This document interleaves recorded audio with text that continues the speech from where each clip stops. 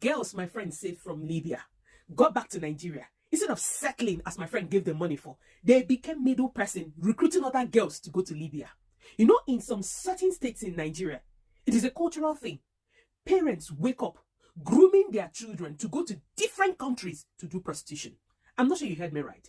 In the 80s, in the 90s, some parents use it to abuse other people in a particular culture. You're picking that abroad, you're picking they do ashawo abroad, you're picking a local ashawo. These are things we see in Nigeria, in some states. Parents wake up, their teenage daughters, brothers, mothers, fathers, aunties, uncles, groom them to go abroad for ashawo work. In some states in Nigeria, it is a norm, it is culture, it is a normal thing for young girls to go and meet people. If you notice, most people who talk about this, they will never tell you who trafficked them. They will never mention the name. Now, story time. A friend of mine opened an NGO. I've been begging this guy since on Thursday to come talk about his experience. This guy will go to Libya, bring girls back, set them up, make them get reintegrated into the society. But guess what? Most of the girls he brought back, you know what they became? Middle person to pave way for other girls to go to Libya.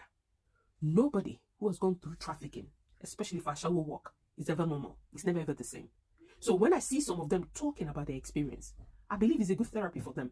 But truly, if you want them to reintegrate into the society, to leave that shore of what they passed through, of the trauma they passed through, of the pain they passed through, what you do for them is send them for rehabilitation.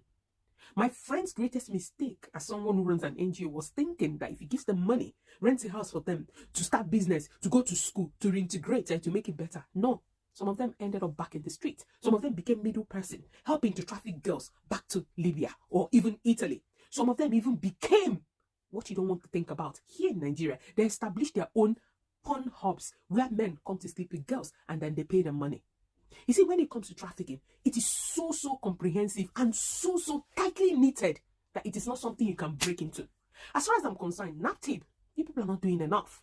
As we talk today, girls are being moved out of Nigeria into other African countries. As we speak this evening, our borders are porous. Girls are being trafficked on a daily basis. What is NAPTIP doing? What is NAPTIP doing? Now, before NAPTIP, are you aware that families pride themselves in giving up their children, their teenage daughters, to go do this? That's a story for another day. Until I'm able to get this, my friend, come live with me to talk about his experience before he decided to shut down the NGO. Please, anyone you see talking, take their story serious. Talking is a good therapy for them. Talking is a healing process for them. But then also encourage them to go through rehabilitation. Because nobody who goes through this comes out normal. There's always something off about them. They're always aggressive. They're always troublesome. They always feel clothes are too much to cover their body. Check everyone you see around you.